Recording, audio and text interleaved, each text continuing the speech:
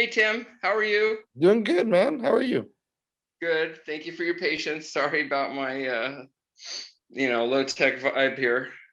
No problem. No problem. Um, Everything's good. So let's get into Pray for Sunday. Let's do it.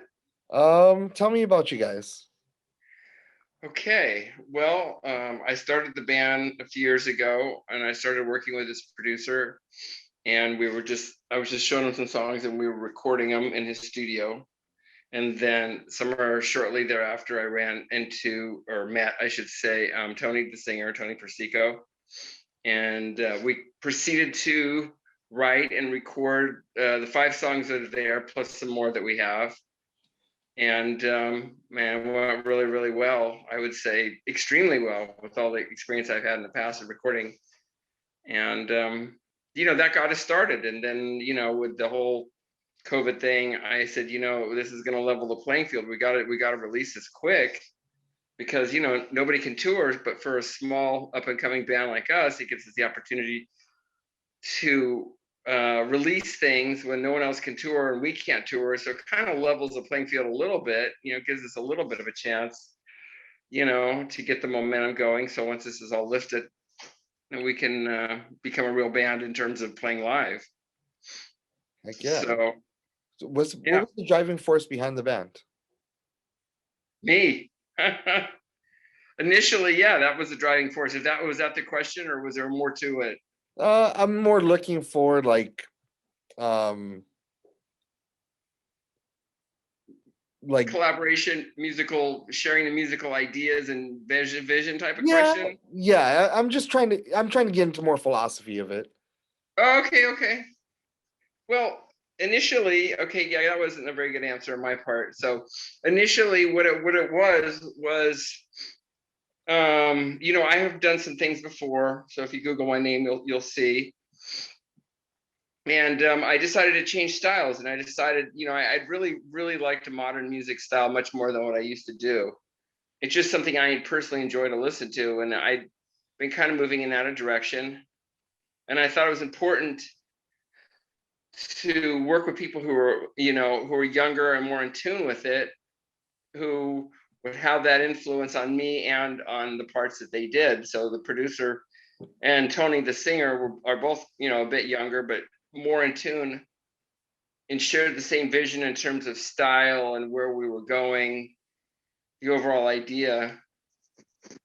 And I think, getting even deeper into it, which is I think where you want to go, is that, for me, a song is about making a statement and having something that's long lasting and enduring that people grab onto, not just for that single that's released during that album cycle, but hopefully something that's going to last a long time.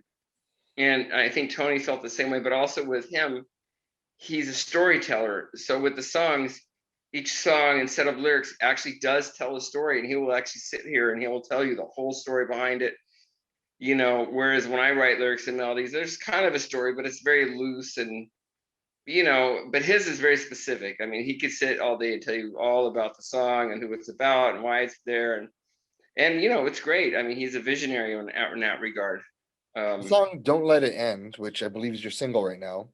right. Um, it is an amazing song. It literally made me pause. Really? I had to watch it a couple times. It's so real. Like that's real shit. Like Yeah. from what I get from it, it's a.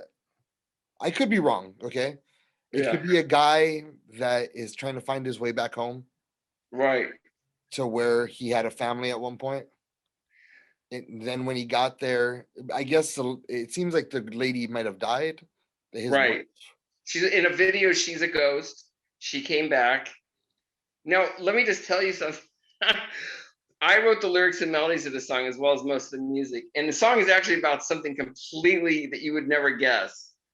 But when the directors and the cinematographer got together in a video, they had a whole different vision of that meaning, which is fine because people will take the meaning and that's what songs are about, is to take it for what it means to you, not, because every song has a different meaning. Do you, So when as an artist, do you get mad when your ideas differ away from the true meaning? No, not really. No, because everybody has their own interpretation, and I've been down this road many, many times. What I'm really looking for is a great song, and that people acclimate to it. That's all I care about. I mean, I don't take reviews to heart. If somebody has something to say that's not positive, I'm pretty understanding and flexible about the meaning and all that. And it's funny about the video shoot. We never talked about the story. Those guys just had the whole story and everything, and they never even told me. It wasn't until I saw the video. I didn't even know what they were doing. It sounds so, I can't even think of the word. It just sounds so irresponsible. But we just shot it. It was my first video, so it was a bucket list thing. I was like one of the most amazing days of my life was shooting that video. I don't know why. I think all of us felt that way. It was just so great to finally do a video. I've done albums, I've done shows, I've had all the accolades. That thing is the one thing I've never done, and I was just so enamored. It was so amazing. I'm just glad that people like you, it means something to you, and that it touches you in some way. That you know what, that makes it all worth it. It's not about the money, it's not about the accolades, it's all about the people who reach out and say, wow, that song really meant a lot to me. And even hopefully years down the road, they'll say the same thing, I hope. So what happens in it? It's a guy A who, guy, yes. and so it seems, well, at the end, that's when it hit me hard, because it was Yeah, well, because usually our, life moves so fast. So the first right. time I'm watching, I'm like this and doing other things, Of and then I course. see this guy start walking up to the house. And I'm Yeah. like, oh fuck, man. Towards the end of the video, yeah. Is this guy gonna get killed? Is there a monster in there? No, he was having, drinks with, I guess it was his former wife or girlfriend, Yeah, and exactly. it seemed like they had a life together at that house. Right. And at the Yeah, end, like, it was just, she was there, and she, like, it yeah, was almost like he went there to die, yeah. and she took him It home. was very heavy. It was a very touching moment. When I watched it, I was like, oh my God, that was so heavy. So what is your meaning? What is the writer's meaning from this song? Let me just say one thing. That girl who did that part, she was amazing. I mean, Oh yeah. um, she was, everything about her in that part was just amazing. Okay. So the song is about a dog I lost. Oh. um, she was an amazing dog. I really loved her. We didn't have her long. And we had to say goodbye to her. And that was probably one of the hardest things I did, because I don't feel like people should be in a place where they make decisions like a god. When you go to the vet and you're like, that's it. They say, you gotta say goodbye. And it was hard. It was hard because I knew that it was going to culminate that week, or the weeks leading up to it. I just knew it. I knew we were going there. And I wrote those lyrics and melodies for her, because I was like, it's been 3 years now. I still think about it. So the song is about loss, and I wanted it to be kind of an open song to people to take it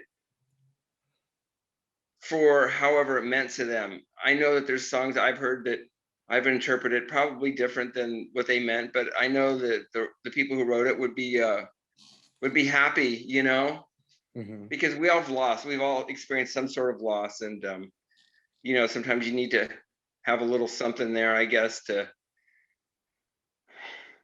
resonate with, I guess, as you're going through it. I suppose I don't know what else I could say that. So You touched on something that I find very much, um I feel the same way about animals.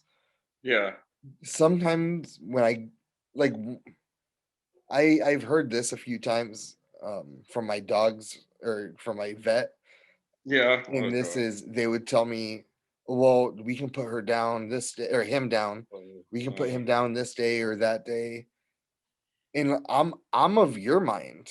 Like, Yeah, I'm not God. I'm not. Who are we to take his life?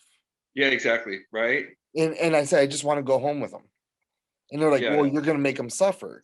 Like, but Is it though? Like if you are no matter what kind of shape you're in, and someone said that you can probably live 2 extra days or 2 extra hours, 2 extra minutes, 2 extra seconds, you wouldn't take those. Yeah, I You think wouldn't I take would. every I fucking think I breath would. you can take. So when we're not, I don't, I honestly feel strong about that. Like we're no one to take an animal's life. I mean, Exactly. no And matter what. that was the position I was in.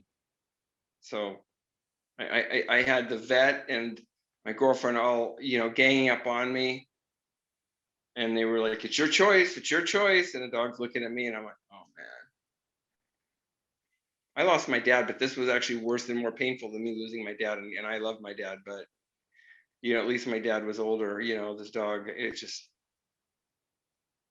was, it's just painful. I don't The even way know how that an else. animal loves you, especially a dog, the way a dog loves a human being, that is so, that is a special kind of love. That Yeah, is it is. real special kind of love. Yeah, there's nothing that touches it, is there? I mean, the love with my kids, I would say, is very high. Yeah, that's Uh, pretty special. but that dog love is, someone once told me like something that really and I think about it every single time, or two things about animals. The first one is when I had my dog die, I was talking to my buddy and he said, "Well, an ancient Indian friend told me that when a that your dog will decide whether or not you get into heaven." Really? I was like, "Oh shit, that's all right. Well, me and him are good." So, in India, It's funny you should say that. The only thing that gave me comfort, still to this day, is that I think that she'll be waiting, and I hope that she'll be there. I don't really care about anybody else waiting. I just want to know that when I get there, that she's there. That's all I care about. Like literally, that's the only thing I could default to in my mind. I'm like, the only thing, I don't know, whatever that's worth. Family too, obviously, yeah, but that since we're dog, talking about the song, I had to, we the had to dog, go off the on the dog hurt you, song. huh? That Yeah, loss. it was only a year. I only had her for a year. She was my mom's dog. We had to put my mom into a care home because she was older and she was having, a lot of cognitive problems. Mhm.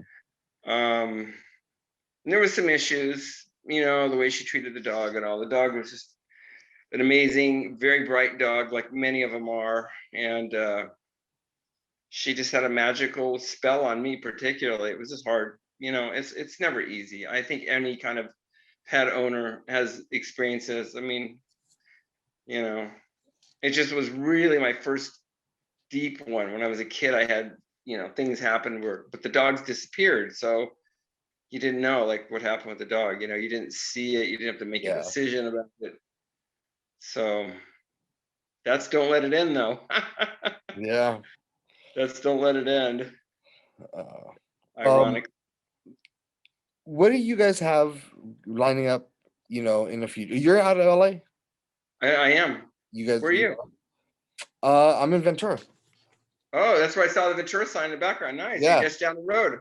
you I'm just in down West the road, LA. man.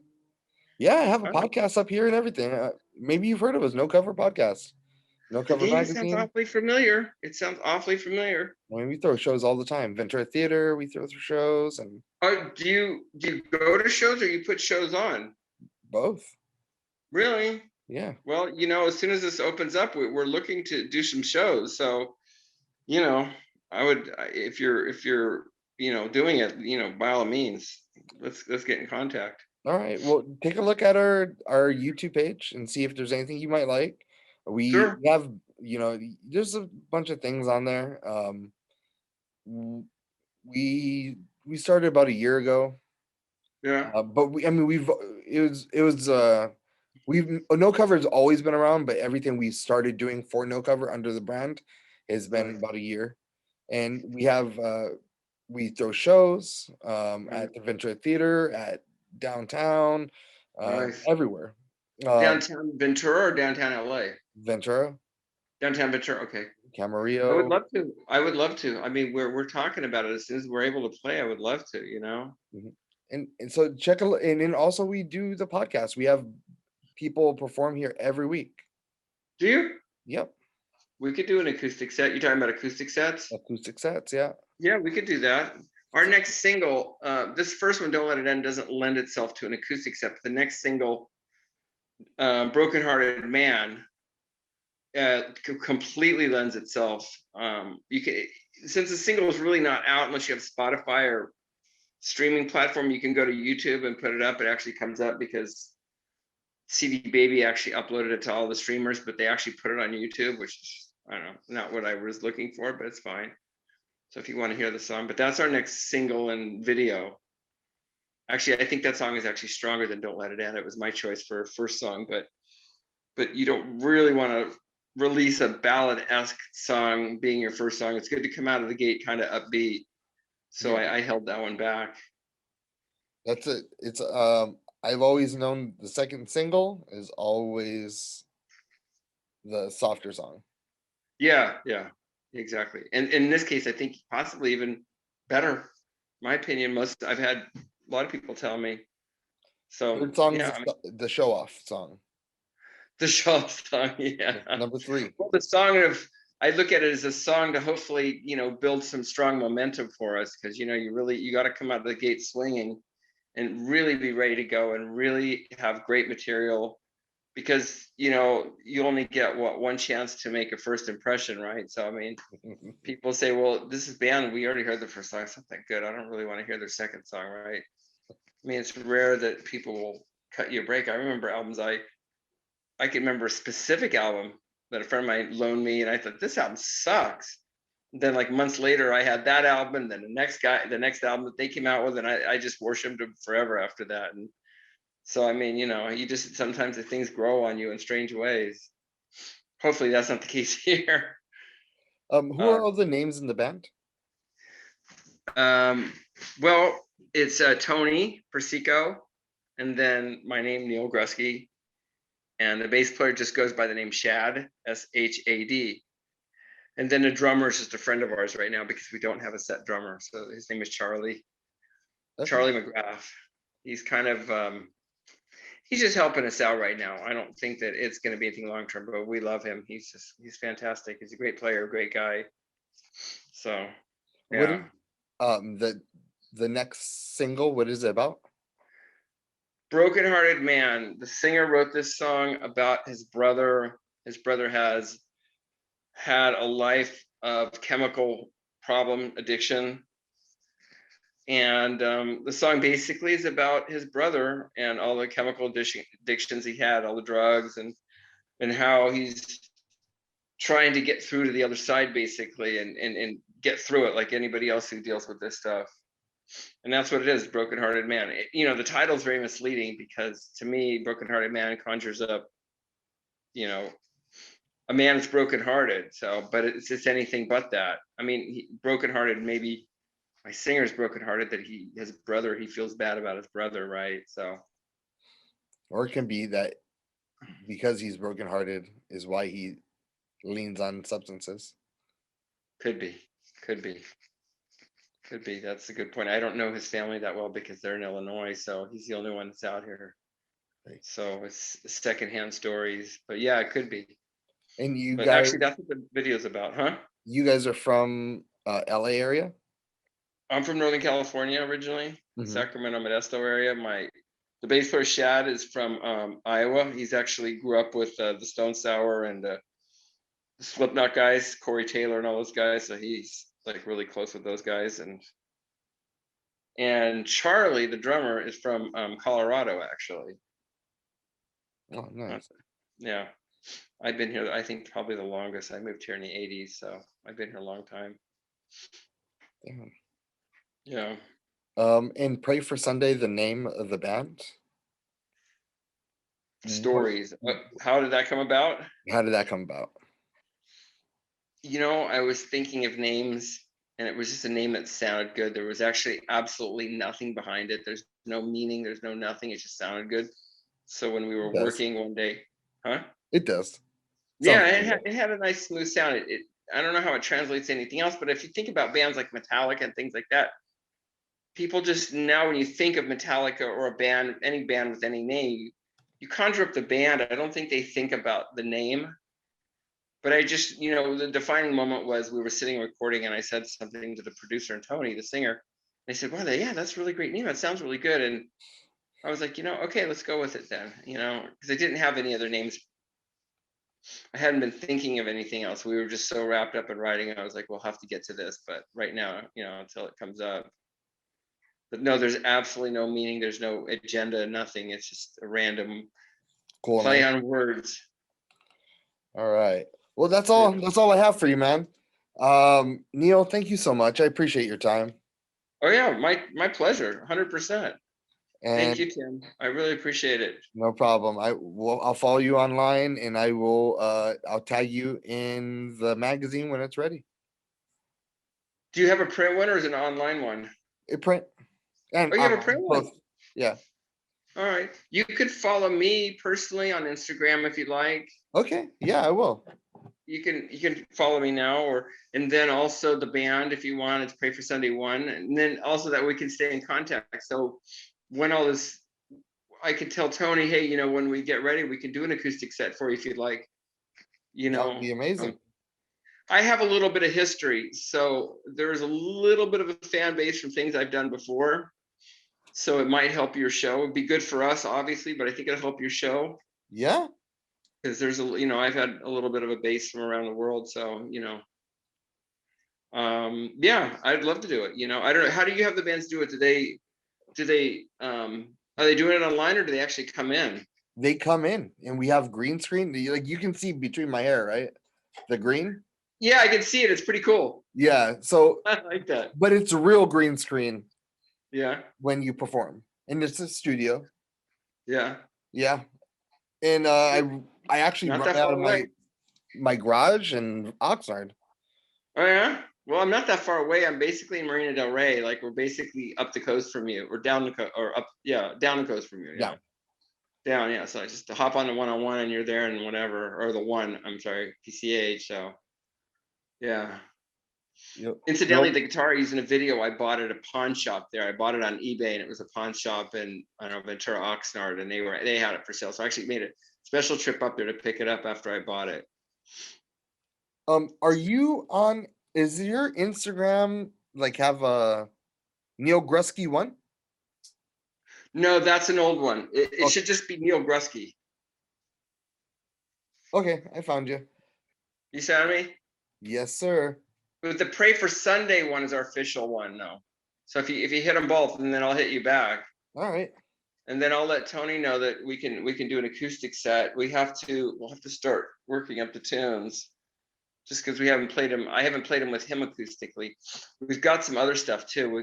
Oh my gosh, we have so many songs. We're just trying to work out recording. Anyways, I know you want to go. I don't want to keep yakking away here, but no, I'm good. I'm just following you real fast. Yeah.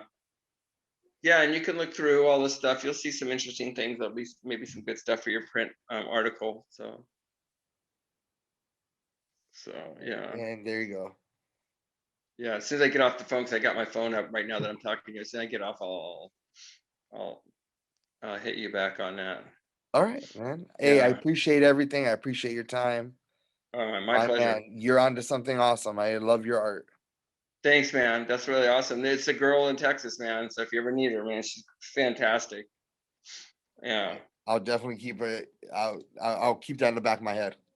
Yeah, for sure. And you get on YouTube, check out those other songs. Check out Brokenhearted Man. There's another song called Merry Go Round. And I think if you like Don't Let It In, I'm fairly certain you're gonna like Brokenhearted Man for sure. So yeah. But anyways, I'm really glad that you found it and you really like it. I'm happy. Makes it all worth it. Well, I'm glad, man. Good luck with everything you do. You guys are doing awesome. Thanks, man. Thank you. Right, man. Good luck. See you. Okay. See you soon. Take care, Tim. Take care. Okay. Bye. Okay, take care. Bye-bye.